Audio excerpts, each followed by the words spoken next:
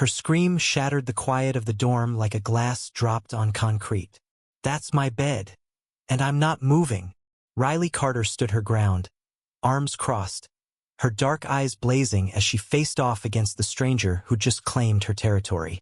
It was the first day at Emerson College, Boston, and Riley, a 20-year-old graphic design major with a chip on her shoulder and a sketchbook always in hand, wasn't here to lose. She'd spent her life fighting for space, first in her chaotic family of 6 in rural Maine, then in the cutthroat art competitions that got her this scholarship.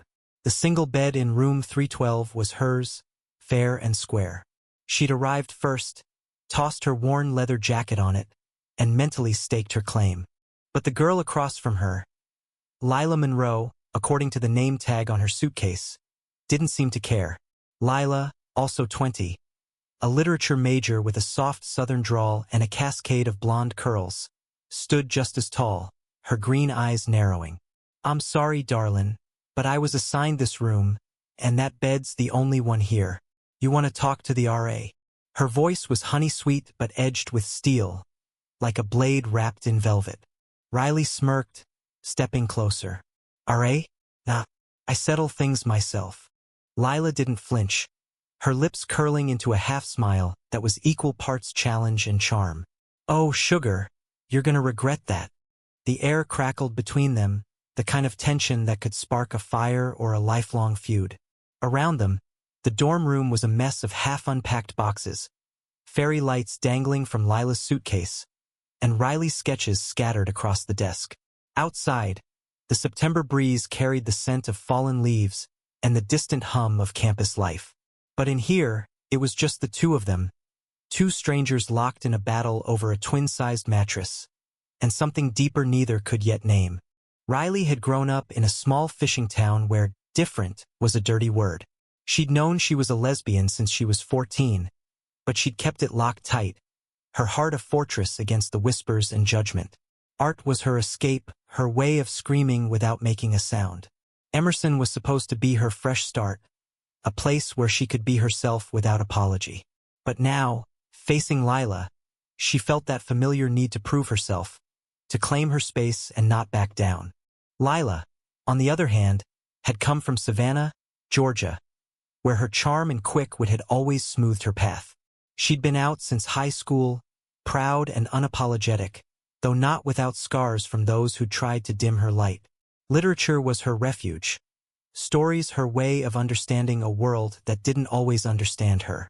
She'd chosen Emerson for its progressive vibe, expecting a haven, not a turf war over a dorm bed. Yet something about Riley's defiance stirred her, made her want to push back not just to win, but to see how far this could go. "Let's make this simple," Riley said, her voice low, almost daring. "Rock, paper, scissors. Winner gets the bed."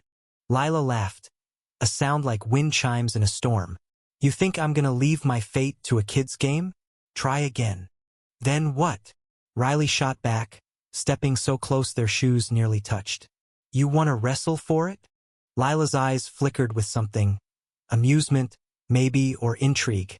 "Tempting, but I've got a better idea. We share it." Riley blinked, caught off guard. "Share? You serious?"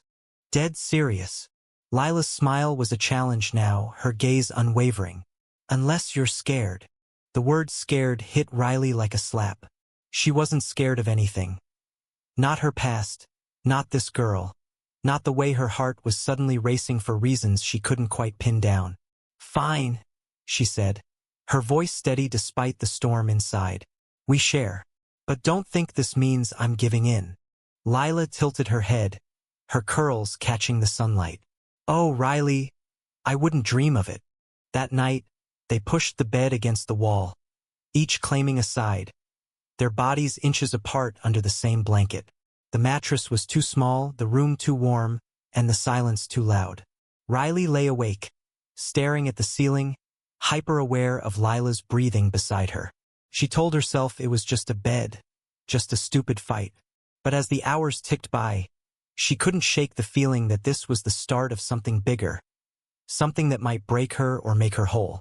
Lila, too, was awake, her mind spinning with the day's events. She'd expected college to be transformative, but not like this. Not with a girl who matched her fire for fire, who made her feel seen and challenged in a way she hadn't before. She glanced at Riley's silhouette in the dark, wondering what lay beneath that tough exterior. The next morning, the RA, a lanky junior named Marcus, knocked on their door. "Heard you two are already causing trouble," he said, grinning. "Only one bed was delivered because of a mix-up. New one's coming tomorrow. Can you survive one more night?" Riley and Lila exchanged a glance, their earlier fight still simmering but now laced with something new, curiosity, maybe even respect. "We'll manage," Lila said, her voice smooth but her eyes locked on Riley. "Yeah," Riley added, her tone gruff but her lips twitching upward. "We've got this." Marcus raised an eyebrow but didn't push. "All right, warriors. Don't burn the place down." As he left, Riley turned to Lila. "This doesn't mean we're friends." Lila's laugh was soft, dangerous. "Oh, darling, we're way past friends." And so began their uneasy truce. Two girls who refused to back down, bound by a single bed and a spark neither could ignore. The days ahead would test them, through late-night talks, stolen glances, and battles neither expected to fight. But for now, they were just Riley and Lila, two strangers sharing a mattress and a story that was only beginning. The second night in room 312 was no less tense. Riley woke to the sound of Lila humming softly, a melody that felt like it belonged to warm southern nights, not this chilly Boston dorm. She rolled over, her arm brushing against Lila's, and froze. The contact was brief, accidental, but it sent a jolt through her, like touching a live wire. "Morning, sunshine?" Lila drawled, her voice teasing as she propped herself on one elbow, her curls a messy halo in the dawn light. "Sleep well," Riley grunted, sitting up quickly to hide the flush creeping up her neck. "Like sleeping next to a furnace. You hog the blanket." Lila laughed, unfazed. "And you kick like a mule. We're even." The new bed arrived that afternoon, a clunky metal frame that squeaked with every movement. Riley claimed it immediately, dragging it to the opposite side of the room. "No more sharing," she declared, tossing her jacket onto it. Lila raised an eyebrow, unpacking a stack of books, Jane Austen, Toni Morrison, a worn copy of Orlando. "You sure about that? Seemed like you were getting used to me." Riley snorted, but her eyes lingered on Lila's hands, the way they handled the books with care, like they were old friends. She shook it off, focusing on her own unpacking. Sketchpads, charcoal pencils, a battered camera she'd saved up for years to buy. This was her space now. No need to get tangled up with some Southern belle who thought she could charm her way into anything. But the dorm was small, and avoiding Lila was impossible. They bumped into each other reaching for the same outlet, argued over whose turn it was to use the desk, and bickered about the window. Riley wanted it open for the breeze. Lila insisted it was too cold. Every interaction was a spark, a challenge, a push and pull that left Riley both irritated and oddly alive. By the third day, they'd settled into a rhythm of sorts. Riley would sketch in the mornings, her pencil scratching furiously as she captured the chaos of campus life. Students rushing to class, leaves swirling in the quad. Lila would read, her voice sometimes slipping into soft recitations of poetry that filled the room like music. Riley pretended not to listen, but the words wove into her thoughts, coloring her sketches with emotions she didn't want to name. One evening, as the sun dipped below the Boston skyline, Lila suggested they grab dinner at the dining hall. "Unless you're scared of being seen with me," she added, her grin daring. Riley rolled her eyes but grabbed her jacket. "Scared's not in my vocabulary." The dining hall was a riot of noise. Students laughing, trays clattering, the smell of pizza and stir-fry thick in the air. They found a table in the corner, and for the first time, their conversation wasn't a battle. Lila talked about growing up in Savannah, the way the marshes glowed at dusk, the weight of her family's expectations. Riley, usually guarded, found herself sharing bits of her own story. Her dad's fishing boat, her mom's endless cooking, the way she'd always felt like an outsider. "You ever feel like you're running from something?" Lila asked, her fork pausing over her salad. Riley hesitated, her guard slipping. Yeah, all the time. Lila's eyes softened, and for a moment, the noise of the dining hall faded. Me too, she said quietly. But maybe we're running toward something instead. The words hung between them, heavy with possibility. Riley wanted to brush it off, to retreat to her usual armor of sarcasm. But something in Lila's gaze held her there, raw and exposed. Back in the dorm, the tension returned, but it was different now. Less about the bed and more about the space between them. They sat on their respective beds, Riley sketching, Lila reading. But their glances kept meeting, lingering longer each time. Then came the first real fight. It started over something small. Lila's fairy lights flickering too brightly while Riley tried to focus. Can you turn those damn things off? Riley snapped, her pencil snapping in her hand. Lila's jaw tightened. Maybe if you weren't so grumpy all the time, you'd notice they're pretty. Pretty? Riley scoffed, standing. This isn't a Pinterest board, Lila. Some of us are trying to work. And some of us are trying to make this place feel like home. Lila shot back, her voice rising. You think you're the only one with something to prove? The room seemed to shrink, the air thick with their anger. Riley stepped closer, her heart pounding. You don't know anything about me. Lila stood too, closing the distance. Then tell me. Stop hiding behind your sketches and your attitude. For a moment, they were inches apart, breathing hard, the fight teetering on the edge of something else. Riley's eyes flicked to Lila's lips, and her stomach flipped. She turned away, grabbing her jacket. I'm out, she muttered, slamming the door behind her. She wandered the campus, the cold biting at her fingers. Her mind a mess of anger and something softer, something she wasn't ready to face. Back in the dorm, Lila sat on her bed, staring at the closed door, her own heart racing. She'd pushed too hard. She knew it. But Riley's fire drew her in, made her want to break through that wall. When Riley returned, the room was dark, the fairy lights off. Lila was asleep, or pretending to be. Riley lay on her own bed, staring at the ceiling, the silence louder than their fight. She didn't know what this was, anger, attraction, or something in between, but she knew one thing. Lila Monroe wasn't just a roommate. She was a storm, and Riley was caught in it. The next morning, Riley woke to the smell of coffee. Lila was at the desk, a steaming mug in hand, her nose buried in a book. She didn't look up, but the tension from last night hung heavy, like fog over the Charles River. Riley wanted to say something, anything, to break the silence, but her pride kept her mouth shut. Instead, she grabbed her sketchbook and headed out. The campus was alive with the chaos of early semester. Students lugging textbooks, clubs handing out flyers, the quad buzzing with laughter. Riley found a bench under an oak tree and started drawing, her pencil capturing the swirl of leaves, the blur of passing faces. But her mind kept drifting to Lila, her sharp words, her softer moments, the way her presence filled the room like a song you couldn't unhear. Back in the dorm, Lila was wrestling with her own thoughts. She'd always been good at reading people, but Riley was a puzzle, closed off one moment, vulnerable the next. Last night's fight had left her rattled, not because of the yelling, but because of how close they'd stood, how Riley's eyes had lingered. Lila wasn't naive. She knew what that look meant, even if Riley didn't. She decided to make peace. When Riley returned, Lila was stringing up new fairy lights. Dimmer ones, a compromise. Truce? Lila asked, holding out a coffee she'd grabbed from the campus cafe. Riley stared at the cup, then at Lila. You trying to bribe me now? Maybe. Lila's smile was cautious but warm. Or maybe I just don't want us to hate each other. Riley took the coffee, their fingers brushing. I don't hate you, she muttered, looking away. Just don't push me. The truce held, but it was fragile.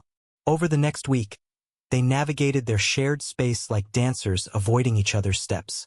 Riley joined an art club, spending late nights in the studio, her hands smudged with charcoal. Lila threw herself into her literature classes, quoting Woolf and Baldwin in debates that left her classmates in awe. But back in room 312, they couldn't escape each other. One night, Lila came back from a poetry slam, her cheeks flushed with excitement. "You should have been there," she said, flopping onto her bed. This girl read a piece about her girlfriend. It was raw, like she was tearing her heart open. Riley, hunched over her sketchbook, didn't look up. "Sounds intense." It was. Lila hesitated, then added, "You ever write about stuff like that? Or draw it?" Riley's pencil paused. She thought of the sketches she'd never shown anyone. Figures intertwined, soft lines blurring into shadows, emotions she couldn't put into words. "Maybe," she said, her voice guarded. "Why?" Lila sat up, her eyes bright. "Show me." "No way." Riley's tone was firm, but her heart wasn't. "Come on," Lila pressed, scooting closer. "I showed you my poetry notebook yesterday. Fair's fair." Riley sighed, flipping open her sketchbook to a safer page. A cityscape, all sharp angles and grit.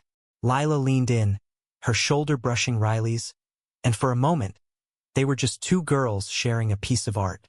"This is incredible," Lila said softly. "You see things most people miss."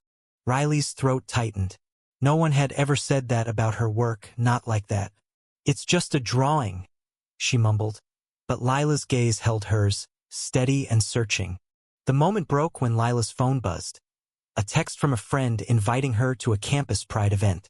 "You should come," Lila said, her voice casual but her eyes hopeful. "It's tomorrow. Drag show, open mic, the works." Riley hesitated. She'd never been to anything like that, not openly. Back home, she'd hidden who she was, sketching her feelings in secret. But here, with Lila looking at her like she could be brave, she felt a pull she couldn't ignore. "Maybe," she said finally. The pride event was a riot of color. Rainbow flags, glitter, music pulsing through the quad. Riley felt out of place in her black jeans and flannel. But Lila, in a flowy skirt and a bi-pride pin, moved through the crowd like she belonged. She introduced Riley to her friends, Jasmine, a trans girl with a wicked sense of humor, and Theo, a non-binary poet who hugged Riley like they'd known her forever. As the drag show started, Lila grabbed Riley's hand, pulling her closer to the stage. The touch was electric, and Riley didn't pull away. They laughed, cheered, and for the first time, Riley felt like she could breathe, like she didn't have to hide. But the night wasn't all light. During the open mic, a girl named Sarah shared a story about being kicked out by her parents for being a lesbian. The crowd went quiet, and Riley felt a lump in her throat. She glanced at Lila, whose eyes were glistening. Without thinking, Riley squeezed her hand, and Lila squeezed back. On the walk back to the dorm, the silence between them was soft, not strained. "Thanks for coming," Lila said, her voice barely above a whisper.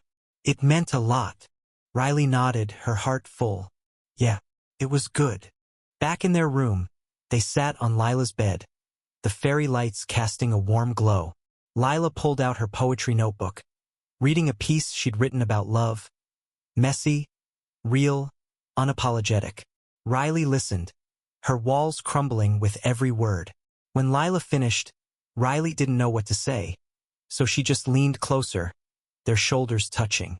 For the first time, the dorm didn't feel like a battleground. Felt like a beginning. October settled over Boston like a watercolor painting, all reds and golds against gray skies. Riley and Lila had found a rhythm, but it was a delicate one, like walking a tightrope. Their days were filled with classes, coffee runs, and late-night talks that tiptoed around the edges of something deeper. One chilly evening, Riley came back to the dorm to find Lila crying. She was curled on her bed, clutching a letter, her face streaked with tears. Riley froze, her instinct to bolt warring with the urge to stay. "You okay?" she asked, her voice gruff but gentle. Lila looked up, startled, then wiped her eyes. "It's nothing, just family stuff." Riley hesitated, then sat beside her. "Doesn't look like nothing." Lila let out a shaky laugh. "My mom. She wrote me this letter, saying she's praying for me to find my way. Like I'm lost because I'm bi. Riley's jaw clenched. She knew that kind of pain, the kind that cut deeper than words could explain. That's bullshit, she said, her voice low. You're not lost. You're right here. Lila's eyes met hers, and for a moment, the room was just them. No walls, no pretense. Thanks, Lila whispered, her hand brushing Riley's. Neither pulled away. The letter changed something. Lila started opening up more, sharing stories of her childhood. Her first crush. A girl in her church choir who'd broken her heart. Riley, in turn, showed Lila more of her sketches. Even the ones she'd kept hidden, full of longing and shadow. They were still cautious, still testing the waters, but the distance between them was shrinking. One night, they went to a local art gallery for a student showcase. Riley's piece, a stark, emotional sketch of two figures reaching for each other, was on display. Lila stood in front of it, her breath catching. "This is us," she said softly, not a question. Riley's face burned. "Maybe." Lila turned to her, her eyes searching. "Why do you keep hiding?" "I'm not hiding," Riley snapped, but her voice lacked conviction.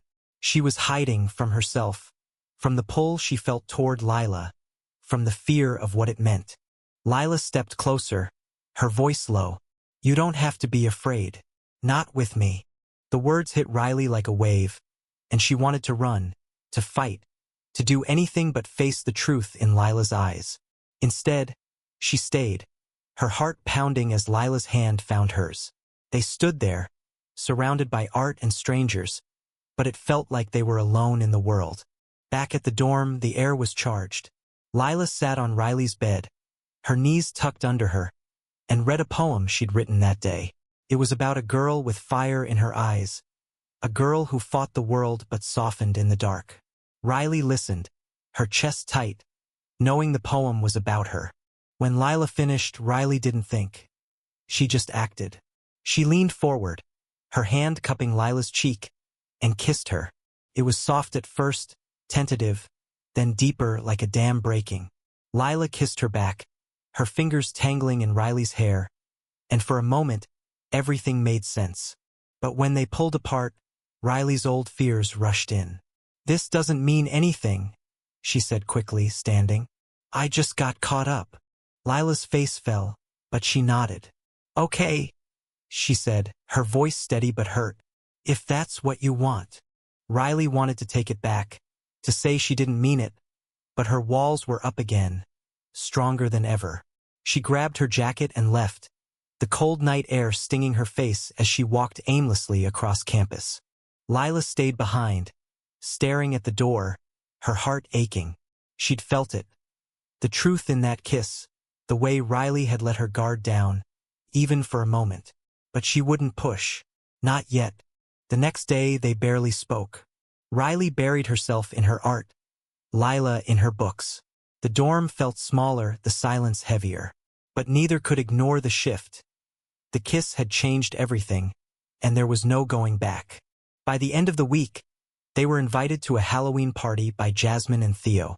Riley almost declined, but Lila's hopeful look stopped her. "Come on," Lila said, tossing her a witch hat. "Let's have some fun." The party was a blur of costumes, music, and cheap beer. Riley, dressed as a punk rock vampire, felt out of her element, but Lila, in a glittering fairy costume, pulled her into the chaos. They danced, laughed, and for a few hours the tension melted away. But as the night wore on, a drunk guy from Lila's lit class cornered her, his words slurring as he mocked her by pride pin. Riley overheard, her blood boiling. Before Lila could respond, Riley was there, shoving the guy back. "Back off," she growled, her eyes fierce. The guy laughed, but Lila's hand on Riley's arm stopped her from escalating. "He's not worth it," Lila said, her voice calm but firm. They left the party early, the night air cool against their flushed skin. "You didn't have to do that," Lila said as they walked back to the dorm. "Yeah, I did," Riley replied, her voice soft. "No one gets to hurt you." Lila stopped, turning to face her. And what about you? Who protects you? Riley didn't answer, but the look in her eyes said enough. For the first time, she let herself wonder if maybe, just maybe, Lila could. The kiss lingered like a bruise, tender and impossible to ignore. Riley threw herself into her art, staying late at the studio, her sketches growing darker, more chaotic. Lila, meanwhile, filled the dorm with poetry, her words a quiet rebellion against the silence between them. One rainy afternoon, Riley found Lila in the library, surrounded by books and highlighters. "You're avoiding me," Lila said, not looking up. Riley shifted, uncomfortable. "I'm not. Just busy." Lila closed her book, her eyes piercing. "You can't run from this forever, Riley." The words stung, but Riley didn't argue. She sat across from Lila, the rain drumming against the windows, and they worked in silence, the space between them heavy with unspoken truths. That night, back in the dorm, Lila broke the tension. "I'm not sorry about the kiss," she said, her voice steady. "And I don't think you are either." Riley's heart raced, her defenses crumbling. "I don't know what I am," she admitted, her voice raw. "I've never done this." Lila moved closer, her touch gentle as she took Riley's hand. "You don't have to have it all figured out. Just let me in." Riley wanted to pull away, to retreat to the safety of her walls, but Lila's warmth was too much. She nodded, barely, and Lila's smile was like sunlight breaking through clouds. Over the next week, they grew closer, their days filled with small moments. Lila stealing Riley's coffee, Riley sketching Lila while she read, their hands brushing as they passed in the cramped dorm. It wasn't perfect. Riley's fears still loomed, and Lila's patience was tested, but they were trying. One evening, they went to a queer film screening on campus, a documentary about love and resilience. As the credits rolled, Lila leaned against Riley, her head on her shoulder. "This is what I want," Lila whispered. "Us like this." Riley's throat tightened, but she didn't pull away. "Me too," she said, the words a leap into the unknown. But the world wasn't always kind. A week later, Riley overheard a group of students in the art studio whispering about her and Lila, their words laced with judgment. "They're always together," one said. "It's weird." Riley's fists clenched, her old instincts kicking in. She wanted to confront them, to fight, but Lila's voice in her head stopped her. "He's not worth it." She walked away, but the words followed her, stirring up doubts she thought she'd buried. Back in the dorm, she told Lila what happened. Lila's face hardened, but her voice was soft. "People like that, they're just scared of what they don't understand. Don't let them get to you." Riley shook her head, her voice breaking. "It's not just them. It's everything. I don't know if I can do this, Lila. Be this open, be us." Lila's eyes filled with tears, but she didn't back down. "You think I'm not scared too? But I'm here, Riley. I'm choosing you." The words hit Riley hard, cracking open something she'd kept locked away. She reached for Lila, pulling her close, their foreheads touching. "I'm trying," she whispered. "I swear I'm trying." They held each other, the dorm quiet except for the hum of the fairy lights. It wasn't a solution, but it was a start. A promise to keep fighting not against each other, but for what they could be. As November loomed, the campus buzzed with midterms and holiday plans. Riley and Lila decided to stay for Thanksgiving, neither eager to face their family's expectations. They planned a small dinner in the dorm, inviting Jasmine and Theo. It was a night of laughter, burnt turkey, and warmth, a reminder that family could be chosen. But the night ended with a call from Riley's mom, her voice cold. "You're not coming home?" she asked, the unspoken questions hanging heavy. Riley hung up, her hands shaking, and Lila was there, wrapping her in a hug. "You're enough," Lila said fiercely. "Just as you are." Riley clung to her, the weight of her past easing, if only a little. For the first time, she believed she could be. Winter crept into Boston, blanketing the campus in frost. Riley and Lila were no longer just roommates. They were something more, though neither had put a name to it. Their days were a dance of closeness and caution, each step forward shadowed by Riley's lingering fears. One snowy evening, they went ice skating at the campus rink, a rare moment of playfulness. Lila, wobbly on her skates, clung to Riley, laughing as they nearly fell. "You're supposed to catch me," Lila teased, her breath visible in the cold. Riley grinned, steadying her. "I've got you." And she did in more ways than one. But the ease of that night was fleeting. The next day, Riley found a note slipped under their door, an anonymous scrawl calling them disgusting.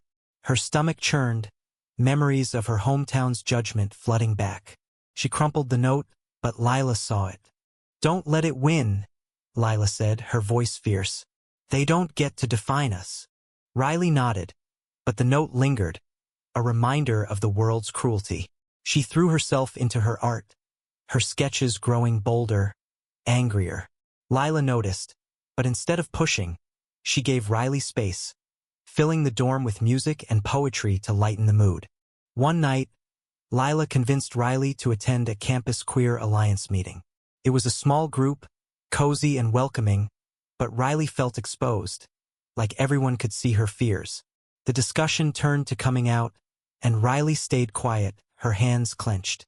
Lila spoke up, sharing her own story with a warmth that drew everyone in. After, as they walked back through the snow, Riley was silent. Lila stopped her under a street lamp, her eyes searching. "Talk to me," she said. "Please." Riley's voice was barely audible. "I'm not like you, Lila. I can't just be okay with this. Not yet." Lila's face softened, but there was pain in her eyes. "I'm not asking you to be me. I'm asking you to be you." Riley wanted to argue, to push Lila away, but she couldn't. Instead, she kissed her, hard and desperate, the snow falling around them. It was a promise, a plea, a moment of surrender. Back in the dorm, they curled up on Lila's bed, the fairy lights casting shadows. Lila read Riley a poem, her voice soft and steady, and Riley let herself listen, really listen. The words were about love as a rebellion, a fire that burned brighter in the dark. "I'm scared," Riley admitted, her voice breaking, "but I don't want to lose you." Lila's hand found hers. "You won't. I'm not going anywhere." The next week was finals, a blur of stress and late nights. Riley and Lila studied together, their desks pushed close, sharing coffee and quiet moments. When Riley aced her art critique, Lila was the first to celebrate, tackling her with a hug. When Lila's poetry was published in the campus journal, Riley sketched a portrait of her, leaving it on her pillow. But the holidays loomed, and with them the question of home. Lila's family had invited her back to Savannah, but the letter from her mom still stung. Riley's family expected her in Maine, but the thought of facing their questions made her chest tight. "Let's stay here," Lila suggested one night, her voice soft. "Just us." Riley looked at her, the weight of the decision heavy. "You sure?" Lila nodded, her smile warm. "I've never been surer of anything." They spent Christmas in the dorm, decorating with cheap tinsel and exchanging small gifts.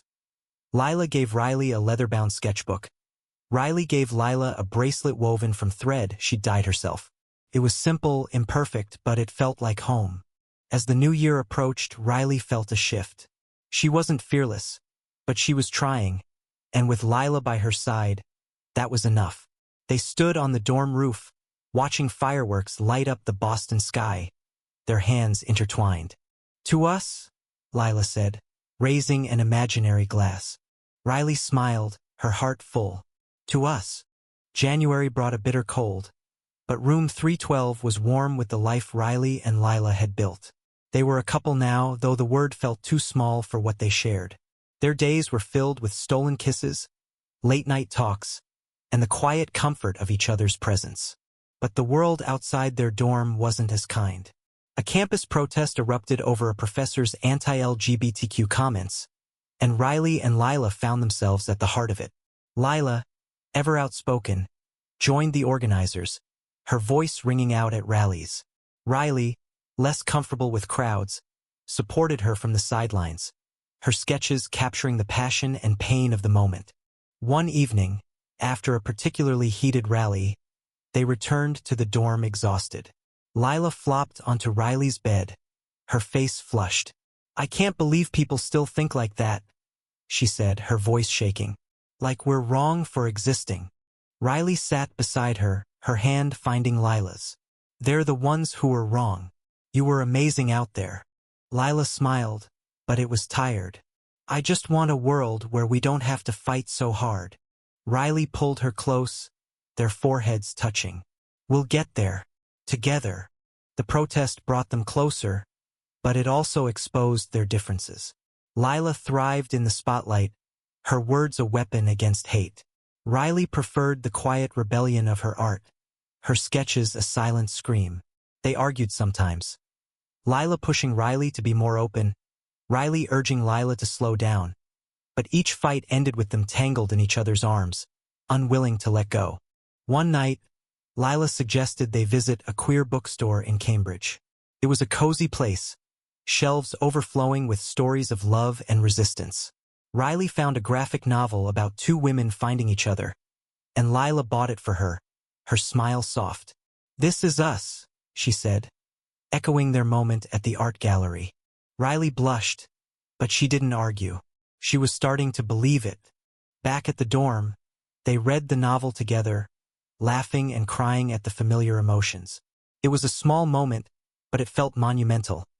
A reminder that their love was part of a larger story, one that stretched across time and place. But the peace was short-lived. Riley's family called again, this time her older brother, Jake. "Mom's worried about you," he said, his tone sharp. "She saw your Instagram with that girl." "What's going on, Riley?" Riley's heart sank. She'd posted a photo of her and Lila at the rink, a rare moment of openness. "It's none of her business," she said, her voice tight. Jake sighed. "Just be careful, okay?" The call left Riley shaken, her old fears resurfacing. She didn't tell Lila, but Lila noticed the change. Riley's quieter moments, her sketches growing darker again. "What's wrong?" Lila asked one night, her voice gentle but firm. Riley hesitated, then told her about the call. Lila listened, her face a mix of anger and sadness. "You don't have to face them alone," she said. "I'm here." Riley nodded, but the doubt lingered. She loved Lila, but the weight of her family's judgment, the world's judgment, was heavy. The next week, they attended a campus drag ball, a glittering escape from the tension. Lila wore a shimmering gown, Riley a tailored suit, and they danced until their feet ached. For a night, they were untouchable, their love a shield against the world. But as they walked back to the dorm, hand in hand, a group of guys shouted slurs from across the street. Riley tensed, ready to fight, but Lila pulled her away. "They're not worth it," she said, her voice steady. Riley's eyes burned with tears. "I'm so tired of this," she whispered. Lila stopped, cupping Riley's face. "I know, but we're stronger than they are." Together, they kissed under the streetlights, the world fading away. It wasn't a solution, but it was a promise, a vow to keep fighting not just for themselves, but for the right to love without fear. Spring brought a thaw to Boston, but the chill in Riley's heart lingered. She and Lila were closer than ever, their love a quiet rebellion against the world's noise. But the anonymous notes continued, slipped under their door or taped to their window, each one a jab at their happiness. Riley wanted to ignore them, but they gnawed at her, reminding her of the life she'd left behind. Lila, ever resilient, turned the notes into art, folding them into origami cranes and hanging them from the ceiling. "Let's make something beautiful out of their hate," she said, her smile defiant. Riley tried to match her strength, but the weight was heavy. She poured it into her art, her final project for the semester. A series of sketches about love and resistance, inspired by Lila. When she showed them to her professor, he was quiet for a long moment.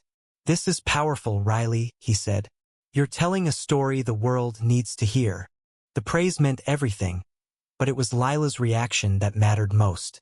When Riley showed her the sketches, Lila's eyes filled with tears. "You make me feel seen," she said, her voice breaking. Riley kissed her, soft and sure. You've always seen me. But the world kept pushing. One afternoon, Riley got an email from her mom, asking her to come home for spring break. "We need to talk," it said, the words cold and final. Riley's stomach twisted, and she showed Lila the email, her hands shaking. Lila read it, her jaw tight. "You don't have to go," she said. "You don't owe them anything." But Riley felt the pull of family, of duty, of the need to prove she wasn't running away. "I have to," she said. "I need to face them." Lila nodded, but her eyes were sad. "I'll be here when you get back." The trip to Maine was a blur of tension. Riley's family was polite but distant, their questions veiled in judgment. "Who's that girl you're always with?" her mom asked over dinner, her tone sharp. Riley's heart pounded, but she held her ground. "Her name's Lila. She's my girlfriend." The silence that followed was deafening. Her mom's face tightened, her dad looked away, and Jake just stared at his plate.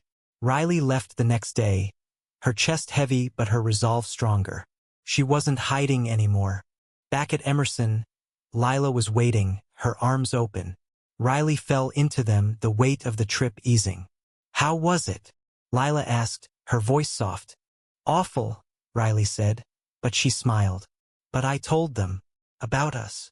Lila's eyes lit up. "I'm so proud of you." They spent the rest of spring break in Boston, exploring the city, coffee shops, museums, the Charles River glowing under the sun. They were building something, not just a relationship, but a life. But the notes didn't stop. One morning, they found one taped to their door, the words uglier than before. Riley's temper snapped, and she stormed out, determined to find the culprit. Lila followed, her voice calm but firm. "We'll figure it out together," she said.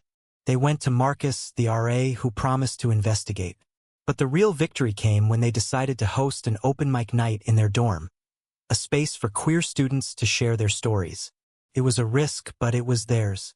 The night was a success, filled with laughter, tears, and music. Riley shared a sketch. Lila read a poem, and for a moment, the hate felt far away. They were building a community, a family, and no note could take that away. As spring bloomed, Riley and Lila grew stronger, their love a light in the dark. They weren't fearless, but they were fearless together, and that was enough. As the semester neared its end, Riley and Lila faced their biggest challenge: the future. They'd applied for summer internships, Riley at a local art studio, Lila at a literary magazine in New York.